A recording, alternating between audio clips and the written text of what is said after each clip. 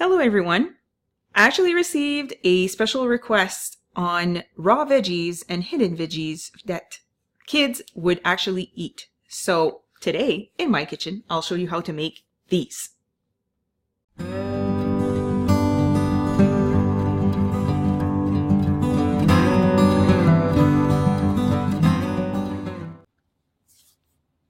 First off, I am going to start with my vegetable kebabs. Now you can build these kebabs using any vegetables you have in your fridge. On my end, I decided to use some carrots, which I cut into small cubes. One thing I want to advise, I had pre-poked them as well, just to make sure that they're easy to put on the kebab. Next, I'm using some English cucumber. As you can see, I decided to keep the peel because one of the things we want our kids to be enticed, and color is always interesting, so that vibrant green will most likely bring their eyes to that kebab, followed too with that nice vibrant red of red bell peppers. You can also use yellow if you wish. Last but not least, I am chopping up some cube mozzarella. I don't know a kid, except for my daughter, who does not love cheese. So cubing some cheese onto that kebab is a nice way for them to receive some sort of like reward when they get to that piece of the kebab. But to be able to get there, they need to eat the vegetables. Now that we're all cubed up, we're ready to build. Using some bamboo skewer, we are building our kebabs. There's no particular way. You can start with any vegetables you want and just start building. As you can see, I added on some cherry tomatoes as well, just to add on another splash of color right on top of that mozzarella cheese. I don't know a kid who does not like food that comes on a stick. It's so much like carnival. I mean, corn dogs and cotton candy and candy apple. It seems that everything has the word candy written on it when we do eat it on a kebab.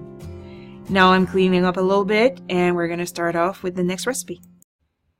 For my second recipe, I decided to make a veggie cream cheese. So first off, I am cutting my carrots in small bite size, so it's going to be easier to chop. Next, I'm going to put into my chopper to be able to chop it very thin.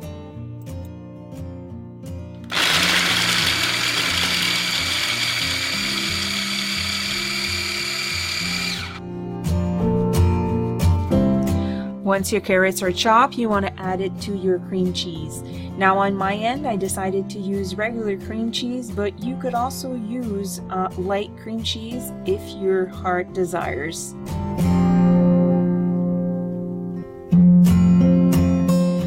Next, I'm going to chop 2 green onions and add it on to my mixture. Now for the cream cheese, as I mentioned, I used regular, but as far as the amount, I used 1 tub of 500 grams. If you're using the bars, you can use 2 bars of cream cheese to be able to cover this recipe. Now for your green onions, you want to ensure that you chop them very finely so there won't be any huge chunks within your cream cheese. Once you've chopped it, you add on to your cream cheese, and then the fun part will begin. Now it's time to build mussels. Using a spatula, you want to fold your cream cheese to be able to easily add on all of the vegetables. Now, as I mentioned, you're going to be building mussels because cream cheese is very thick to work with and not necessarily easy, but the reward you're going to get at the end is all of that goodness of all the vegetables in there.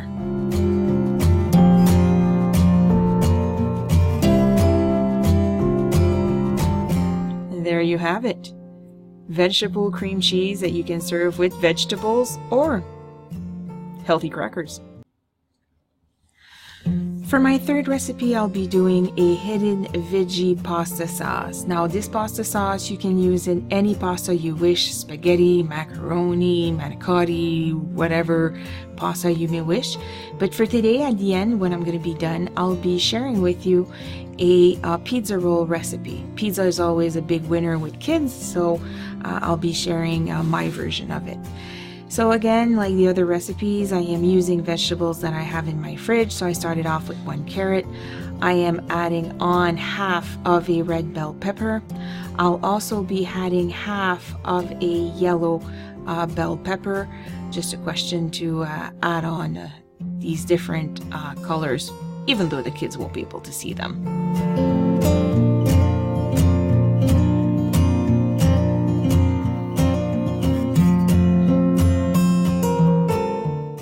Next off, I'll be adding 1 complete yellow onion. Now, as you can see on the right hand side of your screen, I tend to put all of my vegetable scrap into a bowl. Now, you must be wondering why I'm doing that. Is that I try to save everything as much as possible and use everything to its full potential. So I keep all of my vegetable scrap, which I then store into a freezer tight bag into my freezer. Once the bag is full, I usually do a vegetable broth and transform this vegetable broth into a soup. I'll be leaving a link below to my website where you have a homemade vegetable beef soup that is actually done using this broth. Next on, I'll be adding 1 handful of grape tomatoes, and I will be adding 1 cup of baby spinach. So as you can see, that food processor is pretty full, but not to worry, it will blend very well.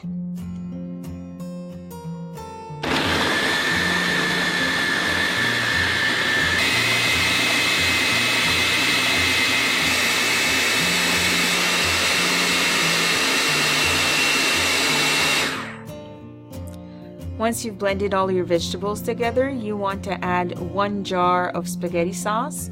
You may add any spaghetti sauce you wish. On my end, I decided to use marinara basil. Once you've added your spaghetti sauce, you want to pulse everything together.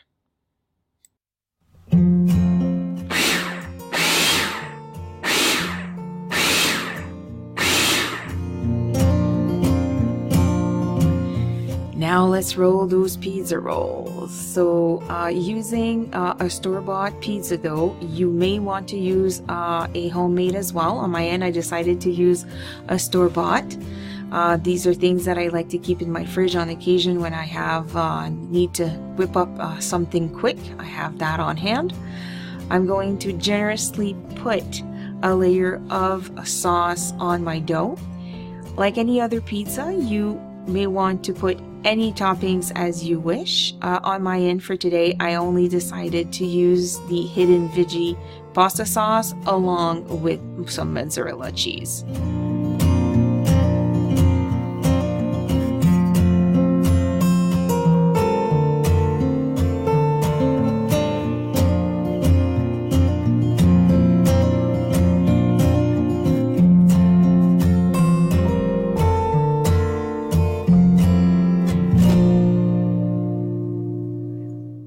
Once you will be done placing all of your toppings, you will want to start rolling your dough to create a cylinder tube.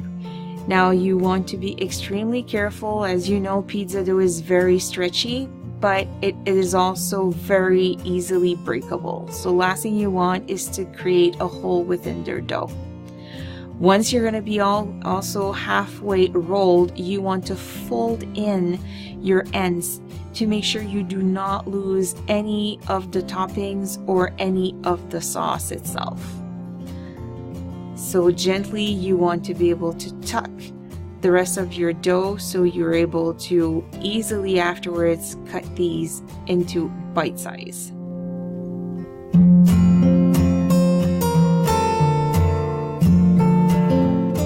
Once that is done, you want to have a pre-oiled or spray with some unstickable oil the muffin tins that you're going to be putting your bite size in. So using a sharp knife, you're going to cut some rolls out, a little bit like you would do any cinnamon rolls or things like that. And you're going to slightly put them side up within your muffin tins.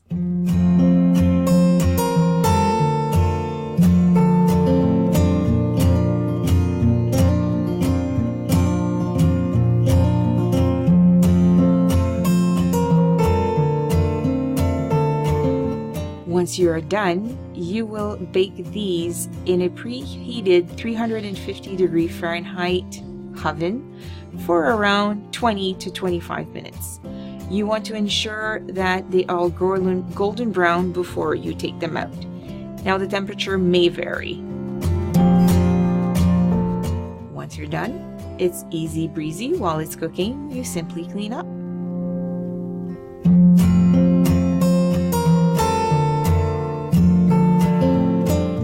Voila! So there you have it, 3 easy recipes that your kids will definitely love and enjoy. And you as parents will also enjoy the fact that they are having veggies. As I often told my kids when they were younger, I prefer quality over quantity. So rather that they have a little bit than to not have it all. So hope you enjoyed. Give it a thumbs up, subscribe, and share. So see you next time.